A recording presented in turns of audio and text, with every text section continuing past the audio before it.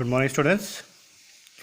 Today we will discuss about the new topic that is called the kinematic equations. ठीक है, kinematic equation का हम use क्यों करते हैं?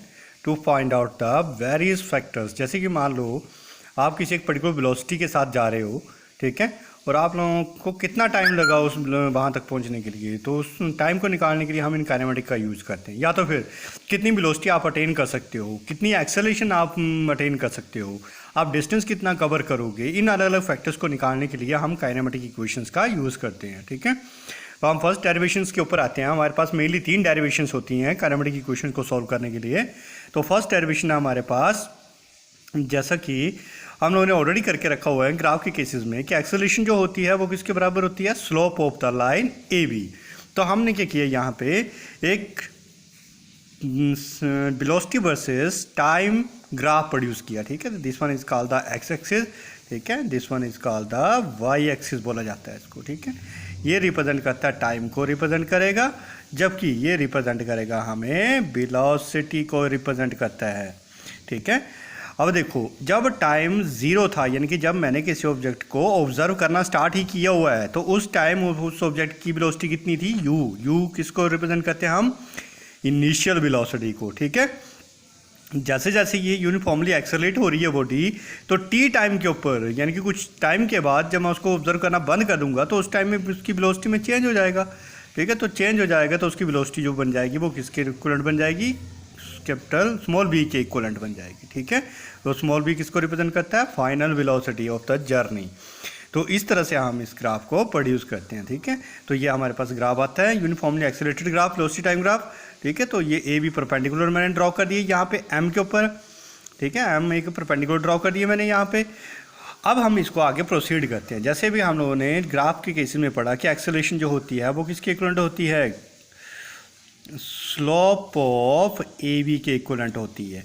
ठीक है, अब देखो स्लोप ऑफ ए बी जो हमारे पास आता है अकॉर्डिंग टू दिस ट्राइंगल हम कौन सी चूज़ कर रहे हैं? A B M. देखो यहाँ पे ये ए, ये बी और ये एम. अगर मैं इसको एंगल थीटा मान लेता हूँ तो ये ट्राइंगल की तरह काम करेगी, जिसमें ये साइड जो हमारे पास बेस बन रही है ये परपेंडिकुलर बन रहा है और ये हाइपोटेन्यूस बन रहा है. ठीक है, तो ये जो साइड हमारे पास बनती है ये बनती है हमारे पास बी एम अपॉन, ठीक है, किसके इक्विवेलेंट बनता है? ये B M upon A M के इक्विवेलेंट, परपेंडिकुलर अपॉन बेस बोला जाता है इसको. ठीक है, जैसे आप पाइथागोरस थ्योरम में पढ़ोगे इसको आगे जा करके. ठीक है, तो मैंने इसकी अब वैल्यू सब्स्टिट्यूट करनी है. अब देखो ये जो मेरे पास वैल्यू थी ए तक, ओ से लेके ए तक, ये पॉइंट ओ ओरिजिन बोला जाता है, कितनी थी? यू. और यहाँ से लेकर के यहाँ तक की जो वैल्यू थी मेरे पास वो थी बी. तो मेरे पास अब यहाँ पे वैल्यू निकालनी बी से लेकर के एम तक. तो ऑब्वियस सी बात है, larger value minus of smaller value. तो कैसे लिखूंगा मैं? लार्जर वैल्यू क्या है? बी. स्मॉलर वैल्यू कौन सी है? Small you.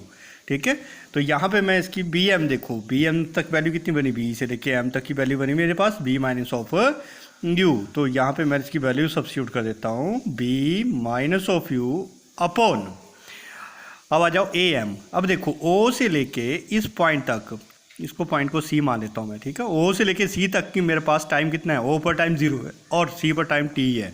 तो हम टाइम कैसे निकालते हैं? इन दोनों की ड्यूरेशन के बीच का टाइम कितना हुआ? That will be final time minus initial time, तो that will comes out to be T. तो ये अगर मेरे पास टाइम कितना आ रहा है? टी के इक्वलेंट आ रहा है. तो आप लोगों को पता है पैरेलल साइड्स आर इक्वल.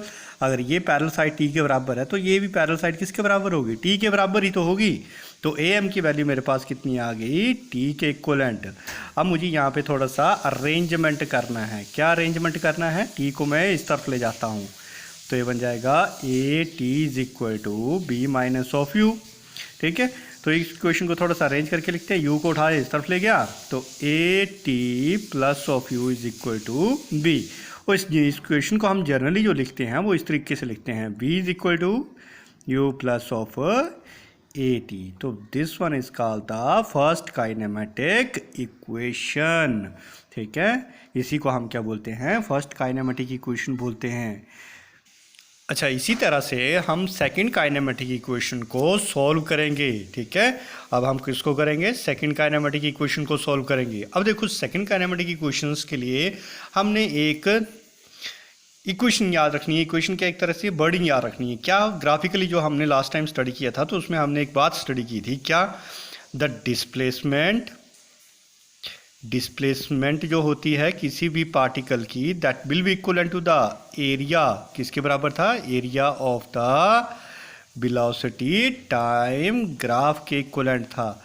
ठीक है, तो सेकंड काइनेमेटिक इक्वेशन जो हम स्टडी करेंगे वो इसी से ही रिलेटेड है, डिस्टेंस और टाइम के बीच के रिलेशन को बताती है सेकंड काइनेमेटिक इक्वेशन।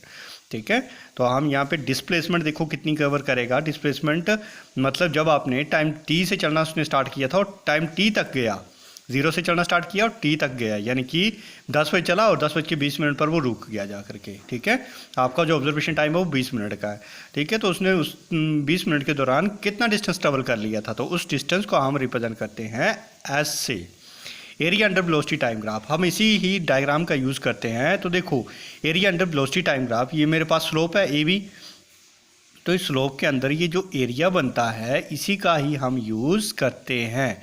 ये सारी की सारी डायग्राम जो इसके लिए यूज़ की जाती है। तो अगर आप ध्यान दोगे तो यहाँ पे ध्यान से देखो ये डायग्राम कौन सी बन रही है, यहाँ से लेके यहाँ तक और यहाँ से लेकर के यहाँ तक, ये कौन सी डायग्राम बन रही है, ट्रेपीजियम की। तो यहाँ पे हम लिखेंगे एरिया ऑफ ट्रेपीजियम। ठीक है, किसका आ गया, एरिया ऑफ ट्रेपीजियम। और जैसा कि आप लोगों ने ऑलरेडी पढ़ के रखा हुआ, एरिया ऑफ ट्रेपीजियम किसके बराबर होता है, 1/2 sum of parallel sides into height या फिर परपेंडिकुलर डिस्टेंस, इन दोनों के बीच में। ठीक है, तो यहाँ पे हम इसके सब्स्टिट्यूट कर देते हैं वैल्यूज़ को कैसे सब्स्टिट्यूट करेंगे, 1/2 sum of 2 parallel sides, 2 parallel side देखो कौन कौन सी आ रही हैं। अगर ये मेरे पास पूरा का पूरा ट्रेपीजियम बन रहा है तो ये वाली साइड ओ से लेके ए तक एक साइड आई मेरे पास, प्लस पैरेलल का मतलब होता है इसके सामने वाली साइड है, तो सी से लेके बी तक ये मेरे पास दूसरी पैरेलल साइड आएगी। ठीक है, मल्टीप्लाई बाय परपेंडिकुलर डिस्टेंस या फिर हाइट, दोनों साइड्स को जोड़ने वाली जो साइड लाइन होती है, तो कौन सी लाइन है, ए से लेके एम तक। ठीक है, तो यहाँ पे लिखूंगा ए एम, तो इक्वेशन बन गई मेरे पास 1/2 ओ से लेके ए तक। देखो हमने वैल्यू डाल के रखी है, ओ से लेके ए तक की वैल्यू कितनी है, स्मॉल यू के बराबर, प्लस सी से लेके बी तक की वैल्यू देखो, सी से लेके बी तक, यहाँ तक ये पैरेलल साइड है तो किसके बराबर है, ये बी के बराबर है, इस बी के और इस बी के बराबर।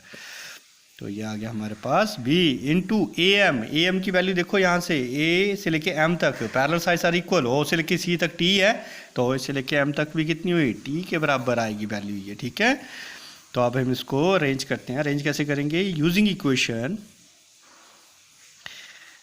1, फर्स्ट काइनेमेटिक इक्वेशन का यूज़ करते हैं। तो फर्स्ट काइनेमेटिक इक्वेशन ये है हमारे पास, b = u + at, तो हम यहाँ पे b की वैल्यू डाल देते हैं। ठीक है, तो हमारे पास इक्वेशन बनेगी s = 1/2 u प्लस, अब b की जगह देखो फर्स्ट काइनेमेटिक इक्वेशन क्या है, b = u + at, तो b की जगह मैं ये वाली वैल्यू लिखूंगा। अब क्या आ जाएगी मेरे पास, u + at। ठीक है, ब्रैकेट क्लोज इंटू टी, तो हमारे पास अब इक्वेशन अरेंज करके ये बन जाएगी 1/2 u + u कितना बन जाएगा, 2u। ठीक है, plus of a t into T. ठीक है।